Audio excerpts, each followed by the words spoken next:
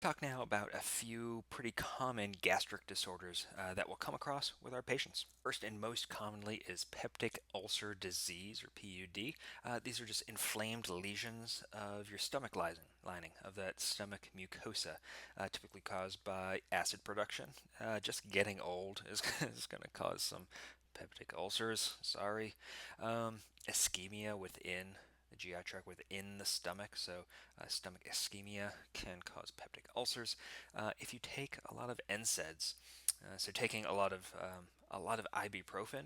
If you've ever been sick and you're just downing ibuprofen like candy, you'll notice you have a little, maybe a little burning, a little discomfort in your epigastric region. It's because you have caused these little peptic ulcers.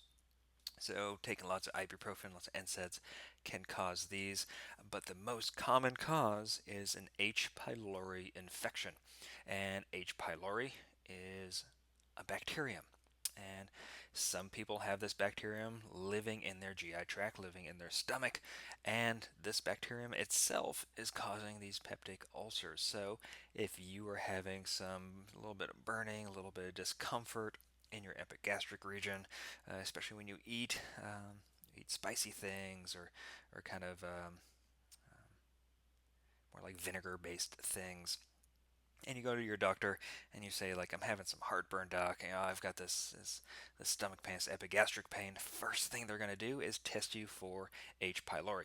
Because if you have it, if it's present, they give you an antibiotic. H. pylori goes away, and then your peptic ulcers go away. It's amazing. So, very common cause of peptic ulcers is this bacterial infection. All of those are peptic ulcer disease. We've just got these kind of inflamed areas and lesions in our stomach. You've got acid production. The most common causes just overrun acid production. Heavy NSAID use, or pretty frequent NSAID use, and then most common is that H. pylori infection. And if we look at these ulcers, if we did an endoscopy, went on down into your stomach, we can go all the way down to through your duodenum and see these lesions, see these ulcers, and that's what it looks like. And you know what? That's why it hurts in your epigastric area. Another fairly common gastric disorder is inflammatory bowel disease, or IBD. And this, symptom-wise, your patient's going to have severe abdominal cramping and diarrhea, and just common cramping and diarrhea, and they'll have kind of attacks of it and bouts of it. So, one day they're fine, the next day they can't get out of bed because of all this cramping and diarrhea. There are two types of inflammatory bowel disease. One is ulcerative colitis, and the other is Crohn's disease. So, in ulcerative colitis, the inflammation. These are both inflammation of your mucosa along your GI tract, but in ulcerative colitis, that inflammation is in the colon and the rectum, and that's the only place we're seeing inflammation. With Crohn's disease, it's a little bit more tricky because the inflammation can be anywhere in that GI tract. Other disorders worth talking about are motility disorders, and a very common one is GERD, or gastroesophageal reflux disease. There's just excessive acid in your stomach, and it's being refluxed. It's going kind of up your esophagus a little bit.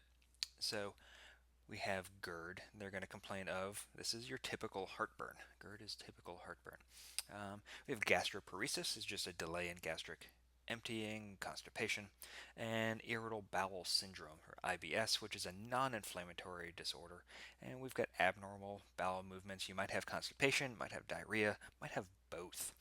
So just abnormal bowel movements does differ from your inflammatory bowel disease because this is non-inflammatory, but we're still having some diarrhea, constipation, or maybe both. So we've already talked about emesis, which is vomiting. It usually comes along with nausea, the feeling that you were going to vomit. But there's also dyspepsia, which is is again heartburn, but it differs from GERD because dyspepsia happens usually when you after you eat something or drink something. That's when we might want to start thinking about going to the doctor and saying, hey, can I get checked for H. pylori if this is happening on a regular basis, right? So if it happens every now and then, no big deal. If this is happening every day, go talk to your doctor. What can we do and give to treat all of these kind of disorders?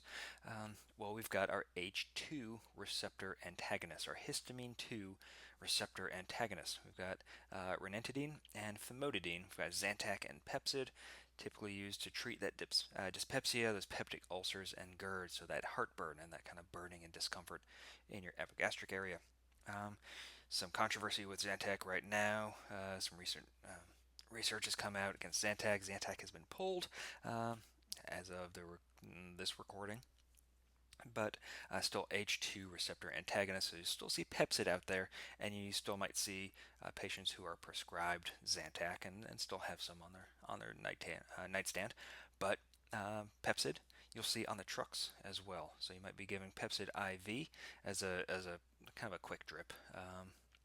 Giving Pepcid IV as an H2 receptor antagonist. But for chronic GERD and peptic ulcers, your patient might be prescribed a proton pump inhibitor. What these drugs do are they prevent secretion of acid, leading to peptic ulcers and GERD. So it helps peptic ulcers, helps GERD, because we're decreasing the amount of acid in the stomach.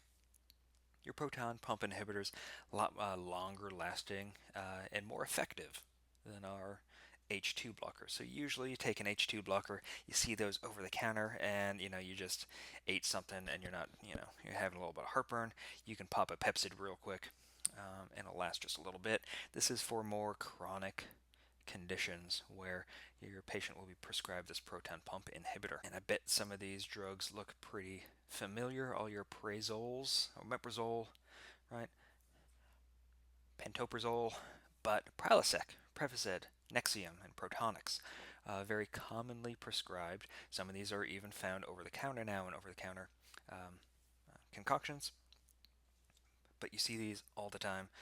So if you see Prilosec, you see Prevacid, you see Nexium, you know these are proton pump inhibitors given for typically peptic ulcer disease, or peptic ulcers and issues with those, and GERD. Or you know what? You can just take an antacid. And what is an antacid? Well, it's something we're going to take, and instead of lowering the amount of acid in your stomach or preventing acid secretion in your stomach, these antacids are neutralizing the acid in our stomach.